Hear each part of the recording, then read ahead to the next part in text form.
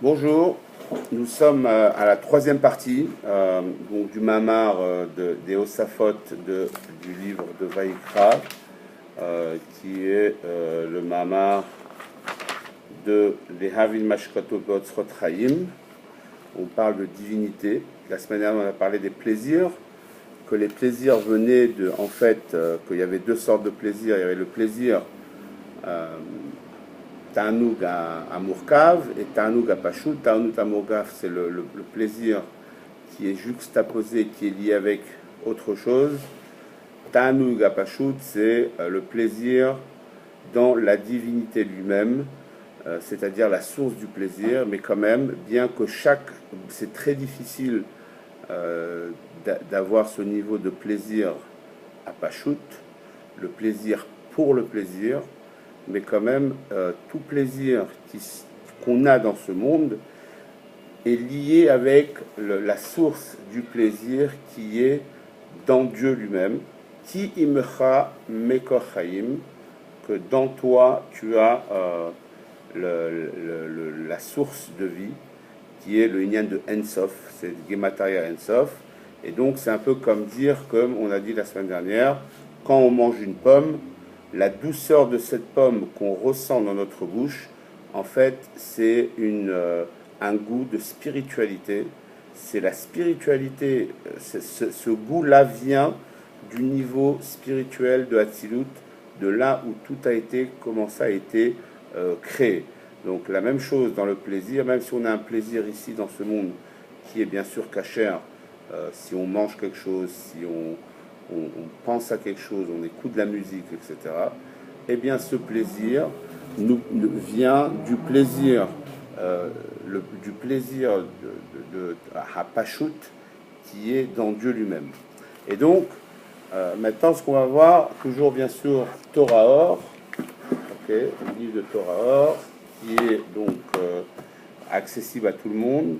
Je dois donner le crédit aussi à des cours de Rav Yossi Paltiel, qui aide beaucoup à comprendre cette partie de l'Ikouté Torah. Et donc ce soir, on va voir un peu la divinité. Qu'est-ce que la divinité? Et c'est quoi la différence entre Dieu et la divinité? D'accord? Dieu lui-même, il n'a pas de début, il n'a pas de commencement. On le sait, on le voit dans le Rambam le dit. Il n'y a pas de début, il n'y a pas de fin. Alors que la divinité, il y a un début. Il y a un début à la divinité, au Ensof, qui s'appelle la divinité. Il ne faut pas confondre Dieu et la divinité qui a créé le monde. Donc,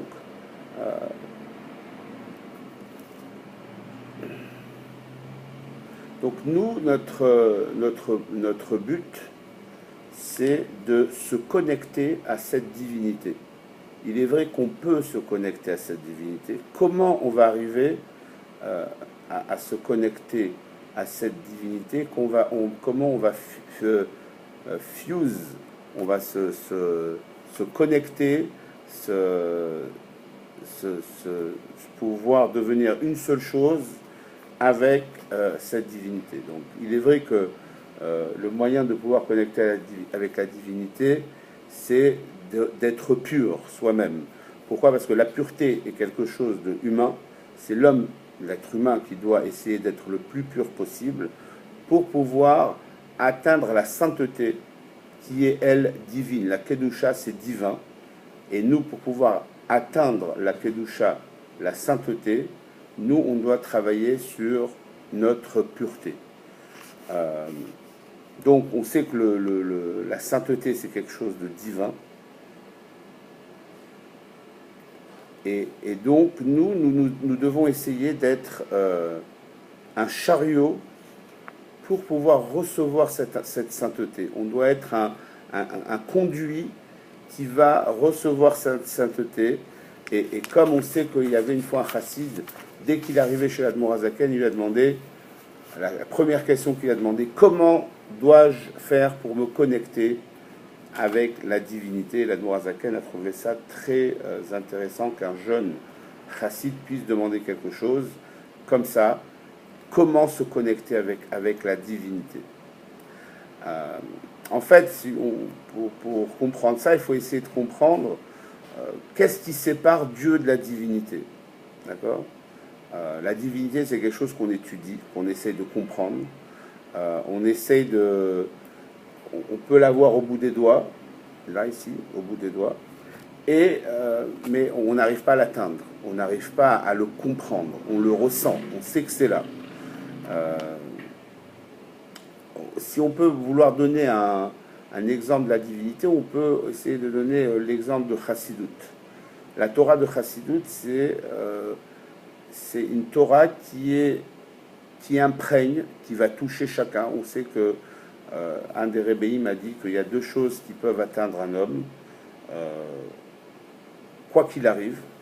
C'est si quelqu'un boit de l'alcool, il est obligé d'être sous, et que si quelqu'un étudie la Chassidut, il est obligé de se connecter avec Dieu. Donc c'est des choses qui imprègnent comme l'huile, mais en même temps, ça reste au-dessus. Ça ne se mélange pas, c'est très difficile à comprendre l'essence. On peut comprendre l'existence de la divinité, mais de comprendre l'essence, c'est pratiquement impossible. Donc c'est vrai que la divinité, on peut essayer de la comprendre, mais comme c'est infini, on ne s'arrête jamais. On a toujours envie de savoir plus et plus et plus. Et donc c'est ça en fait la divinité.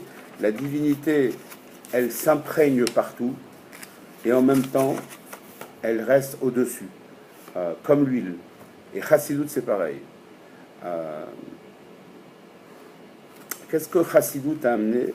Chassidut a amené un nouveau concept qui est qu'une personne peut avoir une relation avec Dieu. Pourquoi? Parce que c'est marqué que chaque juif, il est Chelek Elokam Imal Mamash.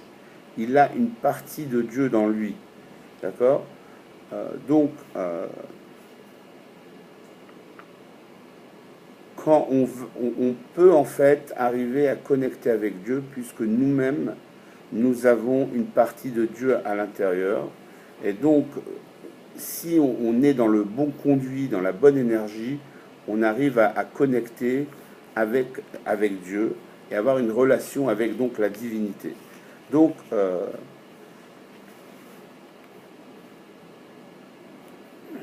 comme on a dit tout à l'heure, il est vrai que quand on étudie la Torah, on étudie Chassidut, on étudie la divinité qui est une mitzvah, Veyada Ta'ayom, qui est Hashem Hu Elokim. On doit connaître Dieu, on doit essayer de savoir c'est qui Dieu. On n'arrive pas à savoir qui est Dieu parce qu'on n'arrive pas à comprendre l'essence, mais on doit essayer de comprendre l'existence, essayer de comprendre l'existence de la divinité.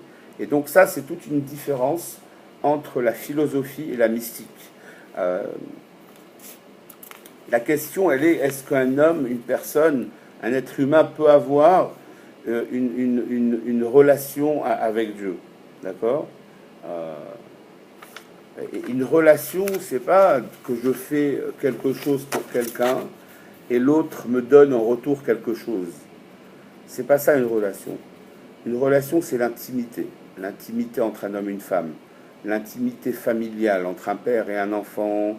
L'intimité, la relation intime qu'un père et un enfant ont, un frère et une sœur, etc. Donc ça, c'est une relation intrinsèque, une relation qui est innée, une relation qui est profonde, une relation qui est très forte, d'accord? Alors que la philosophie, elle, nous donne... Qu'est-ce que la philosophie? La philosophie, c'est en fait la réflexion humaine sur un sujet. Il est vrai que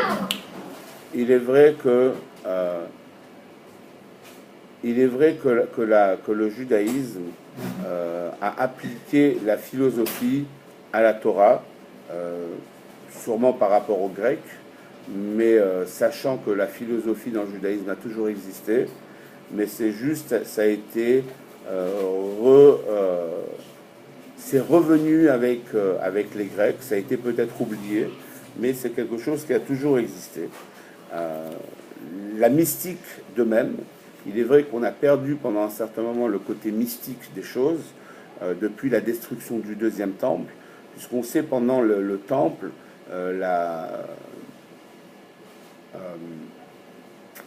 la prophétie était courante, tout le monde pouvait être prophète, puisque la shrina, la présence divine était présente, et tout le monde pouvait la respirer, tout le monde pouvait la toucher des doigts. Donc le mystique, l'irrationnel, était touchable avec les doigts, tout le monde pouvait avoir de la prophétie, mais ça a été perdu au fil du temps, avec donc l'exil, etc. On est passé en fait à la philosophie, plutôt qu'à la mystique, mais la mystique a été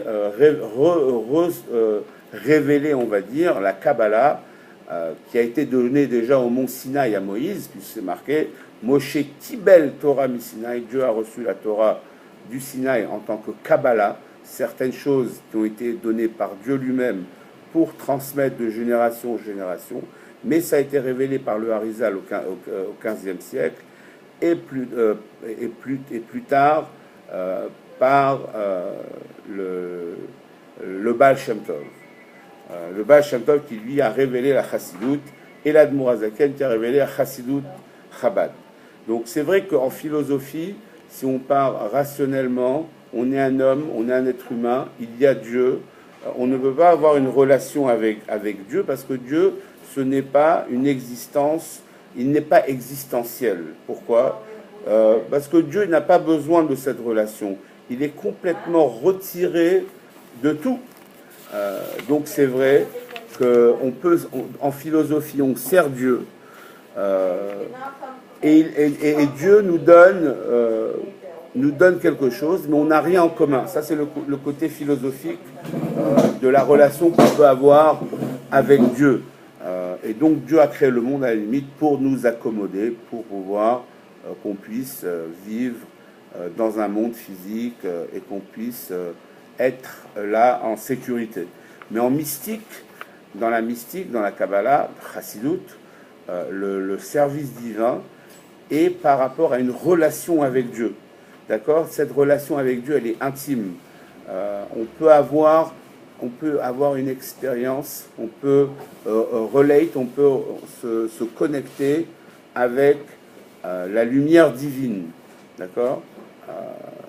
Donc tout le sujet de Kabbalah, tout le concept de Kabbalah, c'est en fait les yichudim, les unions entre les lumières et les ustensiles. C'est une relation intime qui va faire que quelque chose va être créé et va pouvoir passer du stade spirituel au stade matériel. Donc contrairement à la philosophie, la mystique c'est quoi ? La mystique c'est d'avoir une relation intime avec Dieu.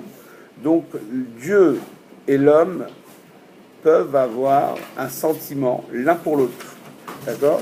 Donc c'est pour ça que la mystique peut nous permettre de se connecter avec Dieu 24 heures sur 24, et on n'est pas là à avoir peur de Dieu, on n'est pas là à dire si je vais faire tel mitzvah, je vais avoir le Gan Eden. Non, notre relation avec Dieu, elle est intime, comme un homme et une femme, comme un père et un enfant, comme un frère et une sœur. Donc la question se dit, un philosophe pourra vous dire, mais comment on peut dire que notre Père est Dieu, et Dieu est notre Père? Donc, a priori, quand on dit Dieu est notre Père, en philosophie, c'est que Dieu a voulu parler dans le langage des êtres humains, alors que la Kabbalah elle-même, elle dit quand l'homme d'en bas, il est connecté avec quoi? Avec le Adam Haelion, l'homme d'en haut, qui est en fait Dieu, et nous on est à l'image de Dieu, et on représente Adam Haelion dans ce monde-ci. Et donc on peut être appelé enfant de Dieu si on se connecte avec ce Adam Haelion. Donc on n'est pas là à être philosophe et dire je vais faire une mitzvah pour avoir le Gan Eden, je vais faire une mitzvah pour une bonne action pour avoir une récompense, mais le but de notre vie, le but de notre mission dans le monde, c'est de connecter avec Dieu et d'être appelé un enfant de Dieu.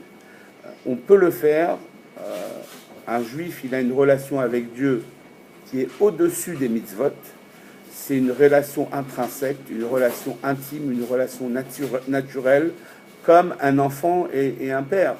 Que nous, on vient d'où, comme le deuxième pérec du Tanya explique, on vient du cerveau du Père. Et donc, c'est quoi le cerveau du Père? C'est le cerveau de Dieu, comme c'est marqué que Israël alou bemarshava, que le peuple juif vienne de la pensée, de l'intellect, du cerveau de Dieu.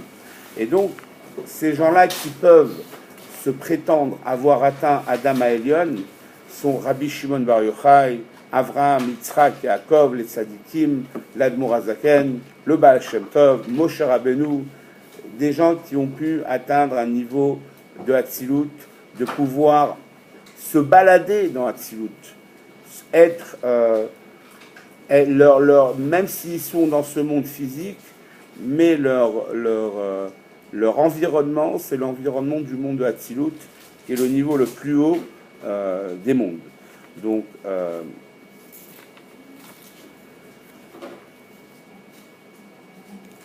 Donc nous, quand on parle de la divinité, on aimerait savoir et se connecter avec la divinité. Et donc,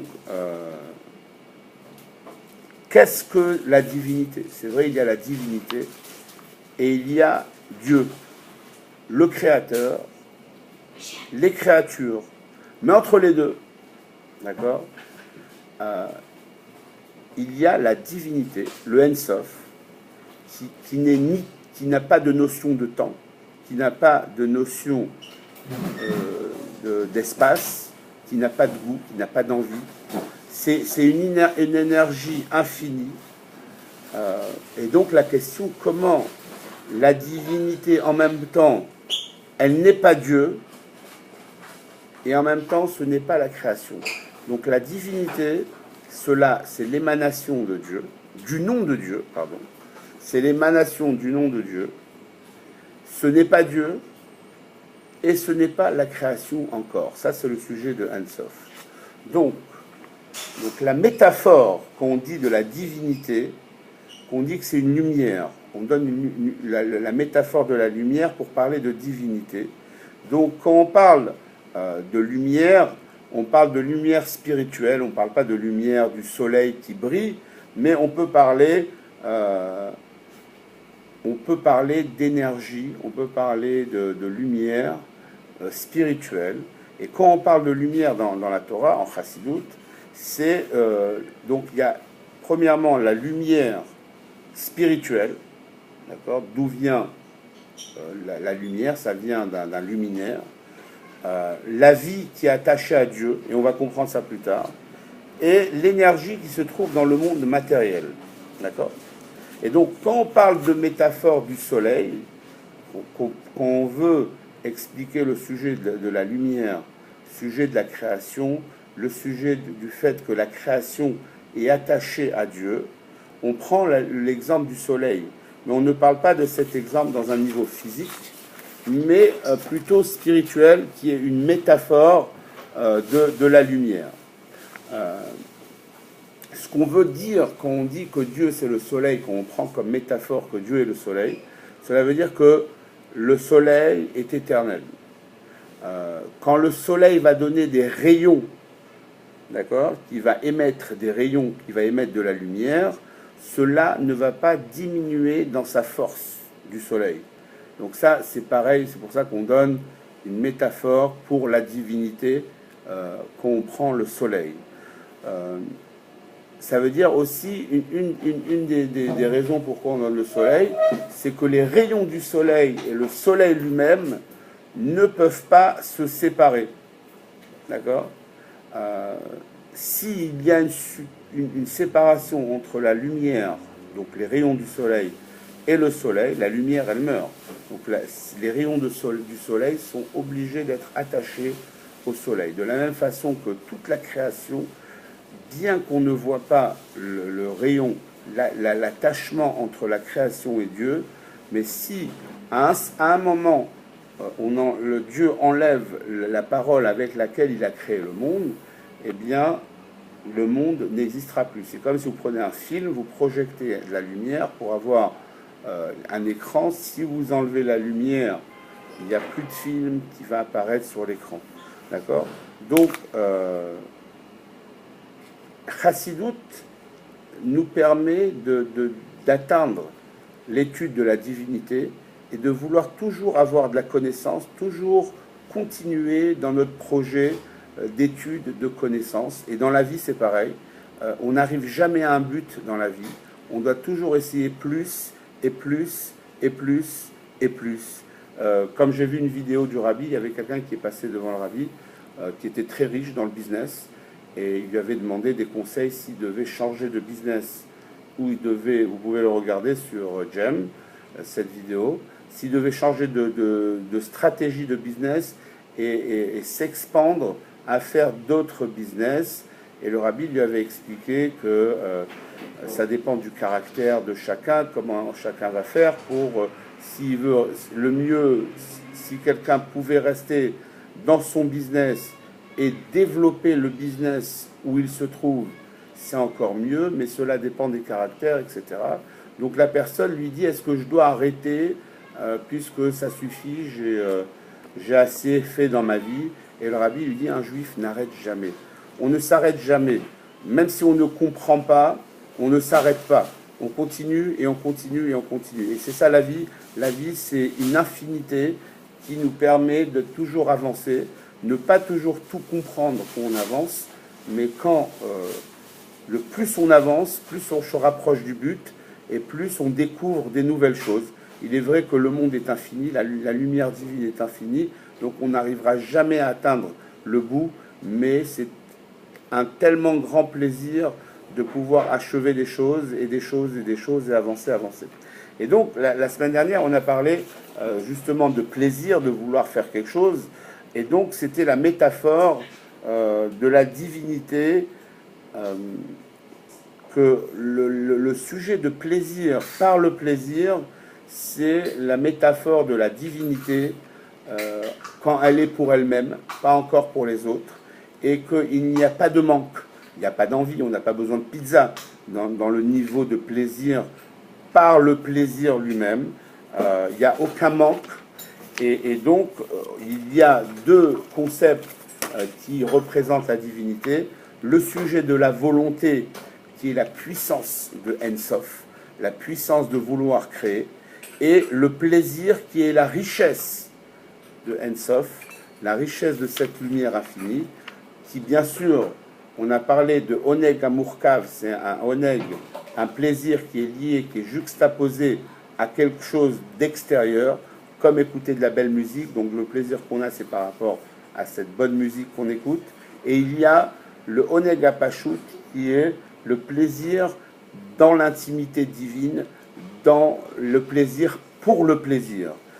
Et donc, on a dit que même le plaisir qui est par intérêt, quand on mange un bon steak, on entend une bonne musique, ou bien on écoute un bon discours intellectuel, donc ce plaisir-là, bien qu'il est lié avec quelque chose qui est extérieur, mais quand même, si on suit la ligne conductrice, on va arriver au plaisir de Oneg Apashut, qui est le plaisir pour le plaisir, qui n'est pas lié avec l'extérieur.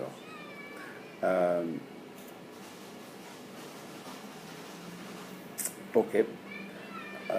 Donc, on va parler ce soir, en fait, de Tzimtzum. Le Tzimtzum peut arriver seulement, donc c'est là qu'on est là, on est en train de parler de tout ça, on parle de Tzimtzum, et pour parler du Tzimtzum, il y a plusieurs enjeux. Il faut qu'il y ait une création pour qu'il puisse avoir, il faut qu'il y ait une volonté divine qui puisse avoir la lumière infinie. Cette lumière infinie va se retirer, et donc là, ça s'appelle le Tzimtzum, et donc alors il pourra avoir une création. Donc ce Tzimtzum-là, qu'on parle de Tzimtzum, on va voir la définition de Tzimtzum dans le prochain cours, mais on va, le concept de Tzimtzum, c'est dans la divinité, et non dans Dieu lui-même, puisque Dieu, lui, c'est Ani Hashem, lo shaniti. Moi, Dieu, je n'ai jamais changé. Chez Dieu, il n'y a pas de changement. C'est comme le soleil. Si il y a 100 personnes qui vont regarder le soleil, il n'y aura aucun changement dans le soleil. Dieu lui-même n'a pas de changement dans lui. Le Tzimtzum atteint la divinité et non Dieu. D'accord? Et comme c'est marqué, Imcha Mekor Chaim, dans toi, il y a la source de la vie. Et Mekor Chaim en Gemataria, c'est la même valeur numérique que En Sof. D'accord? C'est le nom de Dieu, et donc, qui veut dire Shemo, qui est Gemataria, qui a la même valeur numérique que Mekor. C'est donc la divinité, c'est secondaire à Dieu lui-même. Donc, l'Admour Hazakel, lui, traduit la vie, Chaim. La vie, c'est un plaisir. Le contraire de la vie, malheureusement, c'est la souffrance. Le contraire du plaisir, c'est la souffrance. Mais le fait qu'on soit en vie, et pour gagner plus de vie, il faut avoir plus de plaisir. C'est pour ça que quelqu'un, comme on avait vu la semaine dernière, quelqu'un qui souffre, quand il va parler de sa souffrance, de ses problèmes, eh bien, il va retirer ses problèmes et il va aller se rapprocher de la vie qui est le plaisir. Et donc, ce plaisir qu'on parle, cette vie qu'on parle, c'est au-dessus du niveau de Chokhmah, de ce qui est la création, qui est le début de la création, puisqu'on sait que ça vient du... Désolé, je mets l'air conditionné. Voilà, c'est fait. Au retour, excusez-moi pour cette interruption.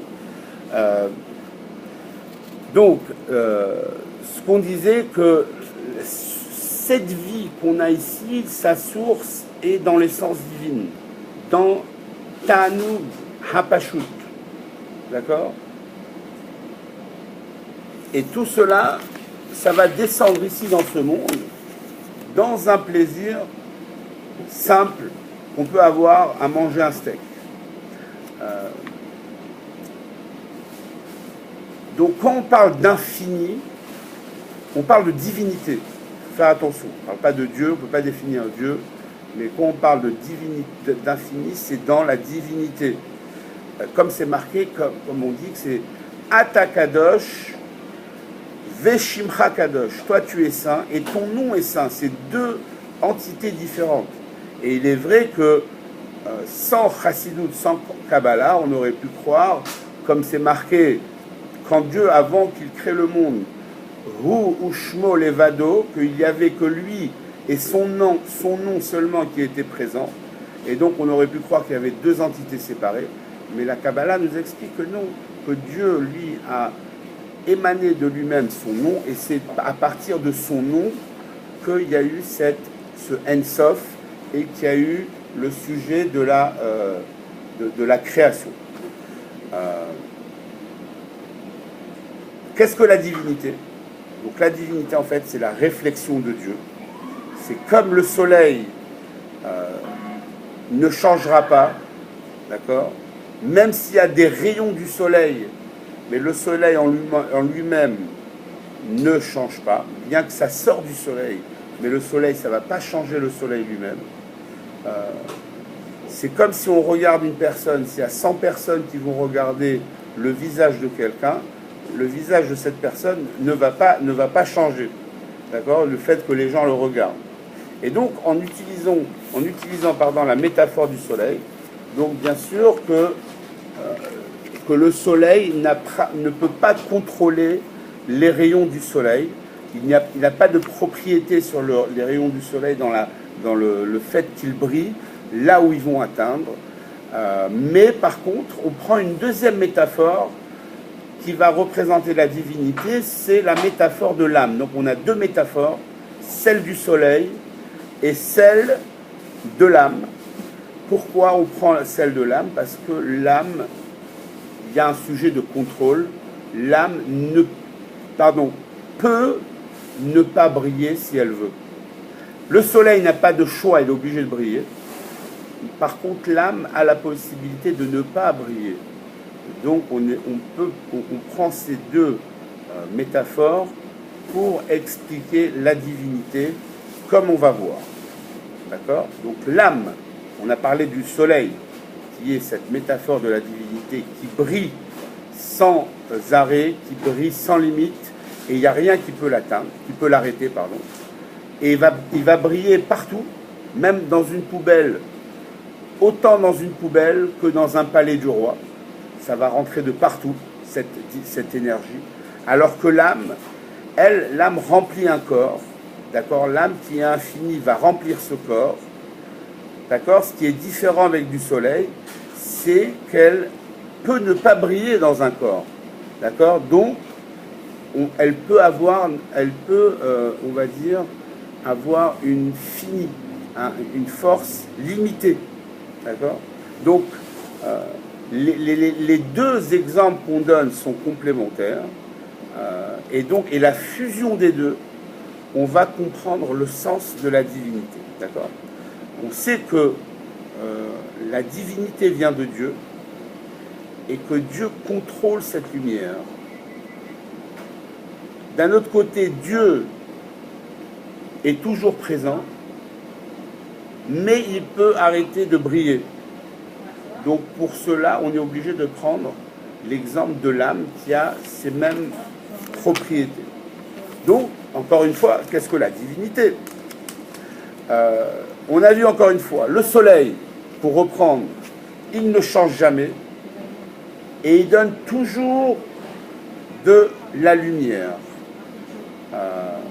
Et bien sûr, quand on parle de soleil, on ne parle pas de Dieu lui-même, puisqu'il y a un créateur au soleil, c'est Dieu qui contrôle ce soleil, et donc on ne peut pas prendre que cet exemple de soleil, on est obligé de prendre aussi l'exemple de l'âme.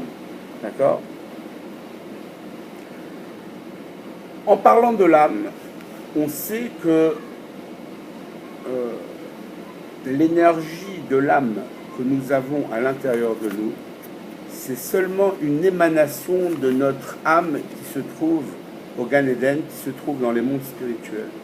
Et donc, pour donner un exemple, c'est comme si vous avez un fourneau dans une maison et la chaleur qui émane de ce fourneau qui va réchauffer la pièce, c'est en fait l'exemple comment notre âme se trouve dans des mondes spirituels et ce qu'on reçoit dans notre corps, ce qu'on a imprégné dans notre corps de notre âme, c'est seulement cette chaleur qui est dégagée de cette âme et pas l'âme lui-même qui se trouve dans notre corps. Et donc, comme c'est marqué, Ner Hashem Nishmat Adam, que la lumière de Dieu, c'est l'âme d'un homme. Ça veut dire que l'âme d'un juif, c'est une réflexion de Dieu, d'accord? C'est une réflexion de l'âme, d'accord?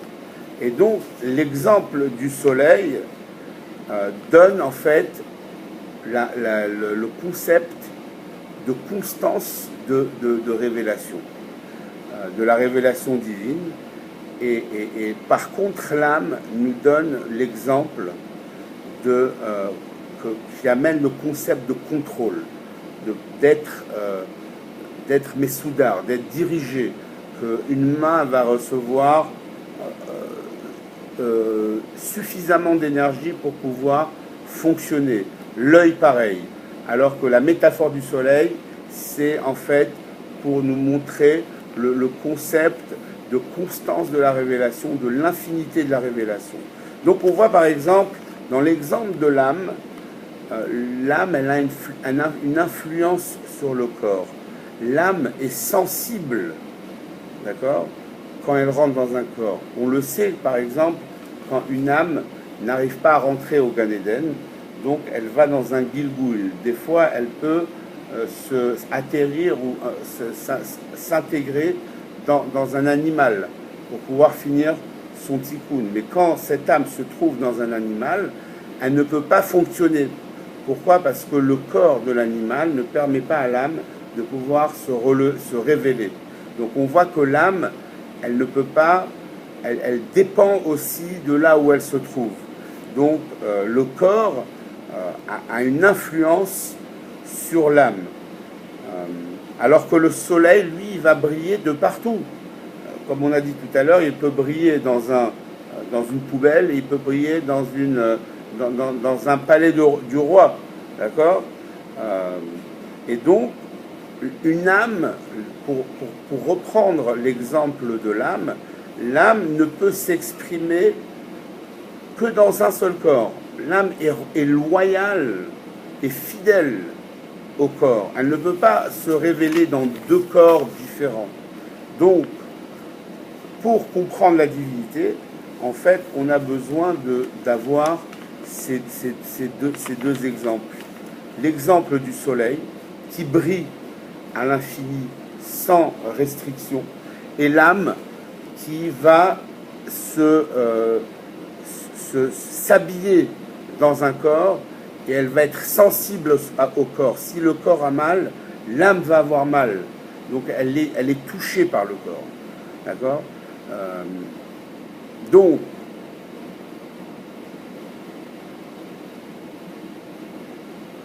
ce qu'on a dans la création, c'est en fait seulement la divinité.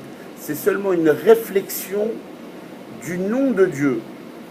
Et même pas le nom lui-même, c'est une réflexion du nom de Dieu.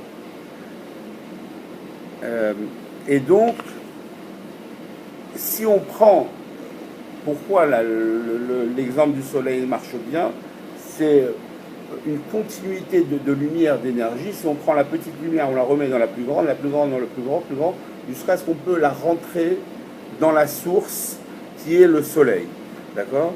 Donc, quand on parle de divinité, on parle de lumière, on parle de Kimcha Mekor Chaim, que la divinité, ce Kimcha Mekor Chaim, c'est en fait le Ensof qui est avant le Tzimtzum, et que Imcha Mekor Chaim, dans Dieu lui-même, c'est Ani Hashem Loshaniti, Dieu qui ne change jamais. D'accord? Et donc, ça veut dire que Dieu peut avoir une réflexion de lui-même sans que lui-même va changer. Et donc, dans cette lumière, elle va se projeter jusqu'à un niveau matériel, comme on a vu le sujet du plaisir qu'on a par rapport à une chanson, ou par rapport à un texte, ou par rapport à un steak.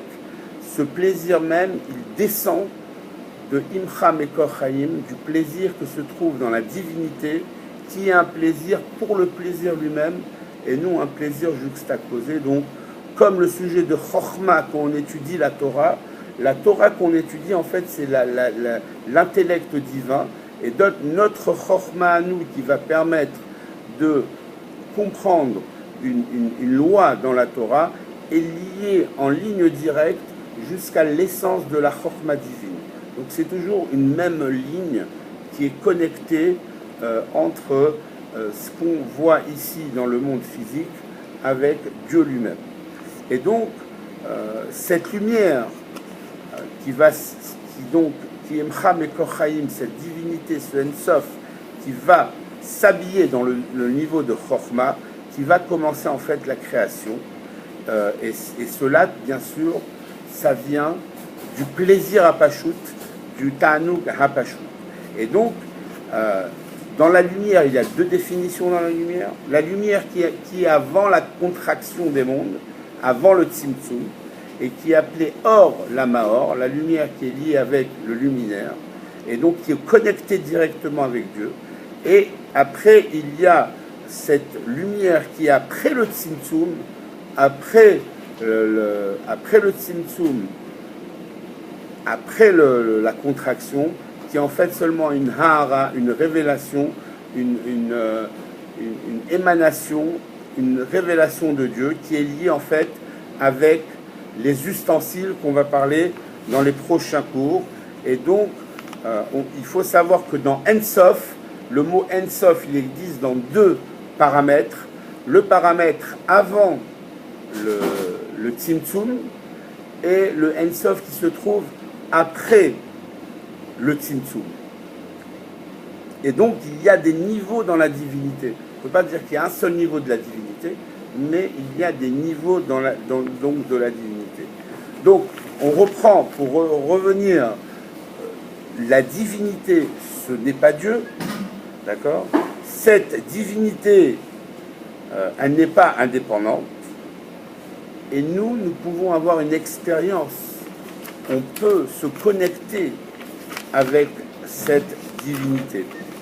Et donc, pour bientôt finir, on explique en Kabbalah qu'il y a 3 sortes de lumière, ou bien la relation de la lumière avec sa source. C'est comme un visage, un homme reflète sa chorma, reflète par son visage ce qu'il est lui-même. Ça s'appelle le body language. Si on connaît le body language, on peut savoir ce qu'une personne est derrière son visage. Après ça, comme on a dit, il y a la lumière du soleil qui brille avec full force, et il y a la lumière de l'homme, de l'âme, comment elle reflète et elle s'habille dans un corps. D'accord? Donc c'est 3 différentes métaphores qui va être en fait la réflexion de la lumière, du Or En Sof. Il y a le Etzem, l'essence. Il y a la lumière qui est égale de partout dans tous les mondes, et il y a la lumière qui va remplir chaque partie de la création. Et ça, donc, on va voir plus tard. Et donc, quand on voit le visage de quelqu'un, il n'y a rien qui se rajoute. Le visage d'une personne, c'est le visage de la personne. On ne peut pas la changer. Le rayon du soleil, lui, il va éclairer, il émerge du soleil et il va aller en full force, éclairer tout à son passage. Et l'âme, le 3e exemple, c'est l'âme qui s'habille dans un corps. L'âme est sensible dans l'endroit où elle s'habille, et donc et l'âme donne la vie là où il se trouve. D'accord?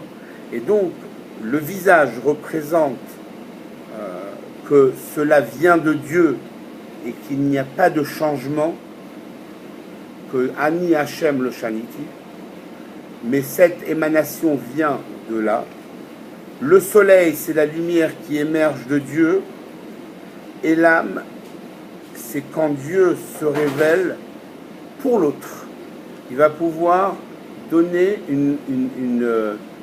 des mesures dans la révélation pour pouvoir que l'autre puisse recevoir cette révélation. Et donc ces 3 exemples vont pouvoir nous permettre à comprendre c'est quoi la divinité. Donc c'est vrai que la divinité est très difficile à comprendre.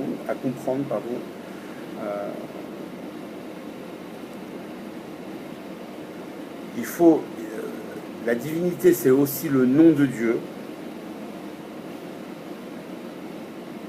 Et aussi, il faut savoir que le Tzimtzum, la contraction, est seulement dans la divinité et pas dans Dieu lui-même. Et donc, c'est comme ça, la semaine prochaine, on va continuer ce sujet. Mais ce qu'il faut retenir, c'est qu'il y a 3 choses dans la création. Il y a Dieu, le nom de Dieu, ce qui émane du nom de Dieu, et après le Tzimtzum, comment la création, elle va se former grâce à l'exemple de Dieu, l'exemple du soleil et l'exemple de l'âme.